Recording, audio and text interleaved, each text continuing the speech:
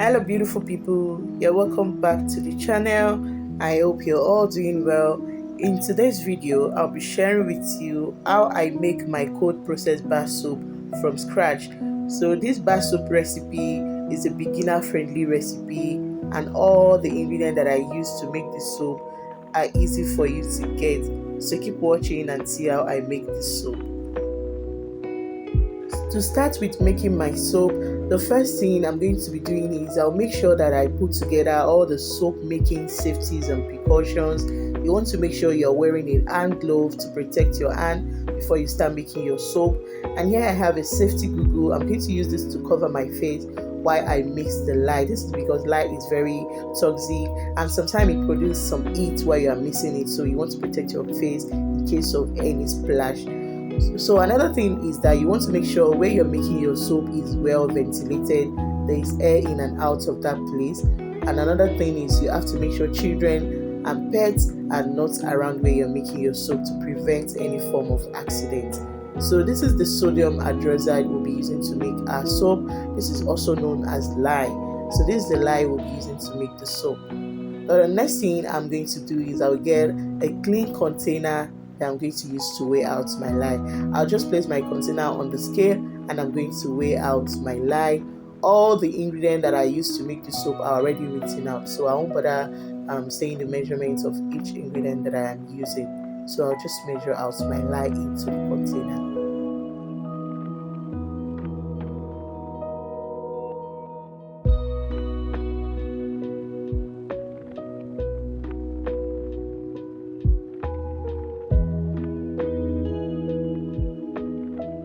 Once I am done measuring my lye, I'm going to place that aside.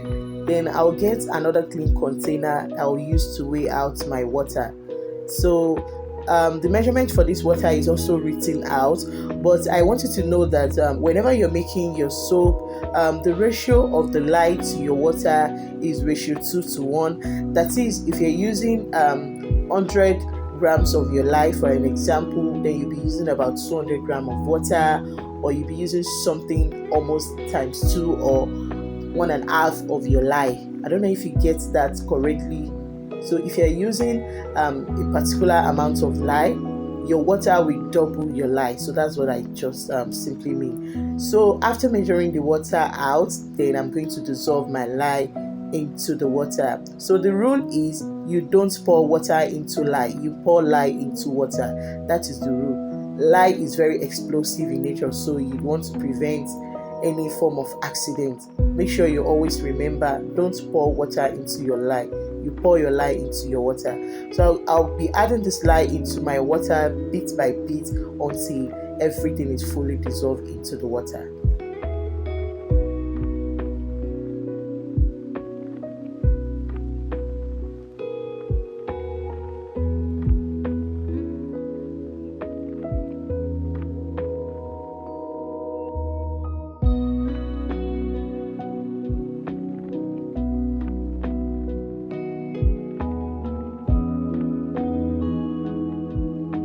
Once I am done dissolving my lye, so this is the sodium hydroxide, it is already dissolved into the water, and now we have a lye solution. So I'm going to place this aside because this is still very hot. We can't use this right now. Place it aside to cool down for some time while I weigh out the rest of the ingredients I'll be using to make the soap.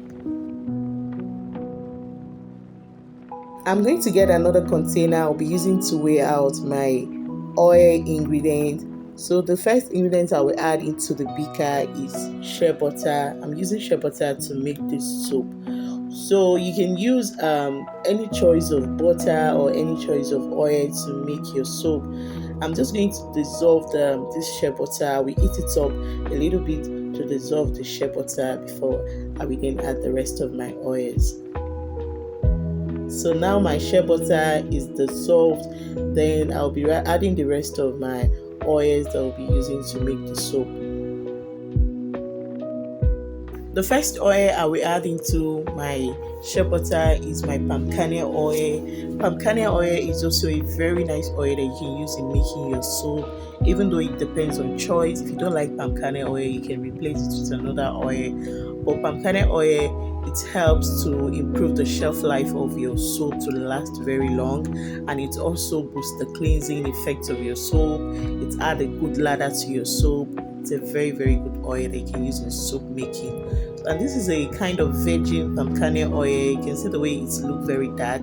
It's a very strong one. After adding in my palm kernel oil, the next oil I will add in is my sunflower oil. I actually like sunflower oil a lot. Sunflower oil is a very lightweight oil that is good for all skin types. So it's a very nice oil that you can also use in making your soap. You can replace any of the oil with any oil of your choice. Then I will add in the coconut oil. Coconut oil is also good in soap making as well. It boosts the lather of your soap. It also helps to boost the shelf life of your soap to last longer. So all the oils combination that I use together are very good for soap making. It just depends on choice. So after weighing out all my oils, the next thing I will do is I'm going to bring it down from my scale, and then we'll be mixing our oil and our lye together. So I'm just trying to stir my oil together with my spatula to make sure the oils are well combined together. Then I'm going to get my lye solution. So this is the lye solution.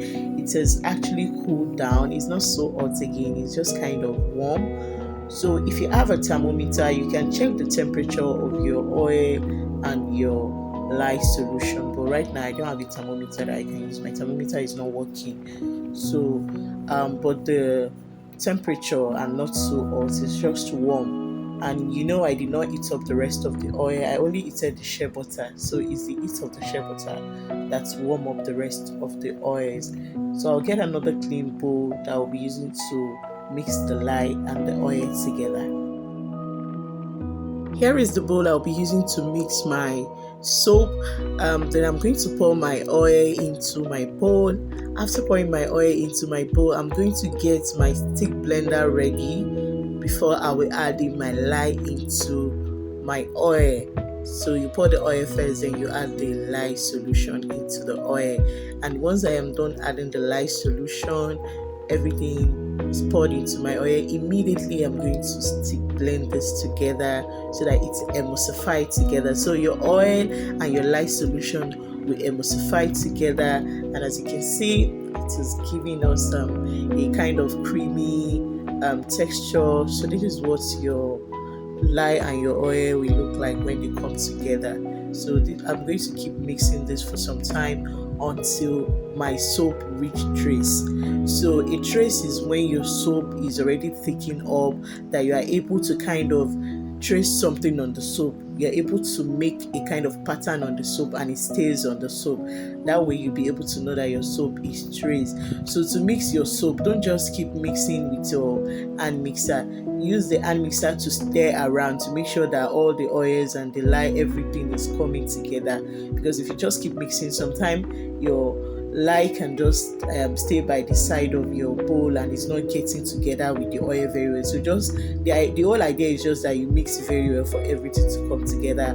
Now that my soap has reached trace and it is sticking up, the next thing I'm going to do is to pour this soap into my container that I'll be using to mold the soap. If you have a soap mold, you just pour your soap into your soap mold and you allow it to saponify for maybe about 24 hours.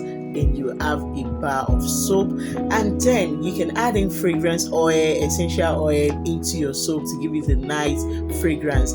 But this recipe is my first ever recipe making a bar soap, so I don't think the fragrances that I add are okay for making bar soap, because it's not all fragrance oils or all essential oils that you can use in making your soap.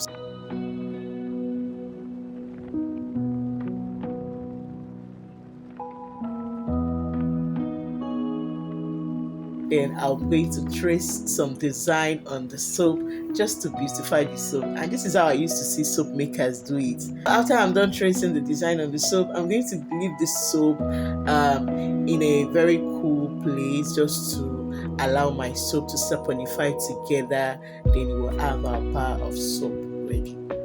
24 hours later, this is what I have. This is my bar soap. This is my gorgeous looking bar soap.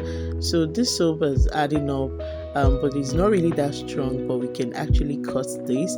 I'll just place the soap on a paper so that I can easily cut this out. Look at this soap now. This is my first time making a bar soap. I have never made a soap before, so making this soap I was actually very scared that I hope the soap come out nice. And trust me, if the soap wasn't nice, it wouldn't have make it to YouTube at all. But it's actually very, very nice. Look at the soap. Please clap for me in the comment section. I made this soap. Yeah. So I'm just going to cut this to my desired shape.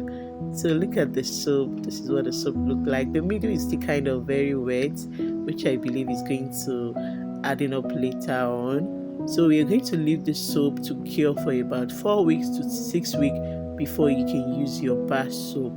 I'll be using the soap to bath, and I love the smell of this soap. It smells kind of nuts. It has this nut smell. I guess the smell of the palm kernel oil and the shea butter, which smell very, very natural. So I love it. I actually make another more advanced video after this one once I try out the recipe and it was nice. So I made another advanced video which I'll be uploading that later. So you want to check that out. And if you have watched those videos to this point and you're not yet subscribed to my channel, please kindly click that subscribe button and subscribe to my channel. Please like this video, and to my returning subscriber, thank you so much for always coming back to watch my videos. I appreciate all your massive support so far. Please don't forget to like this video, and I hope to see you all in my next video. Thank you. Bye.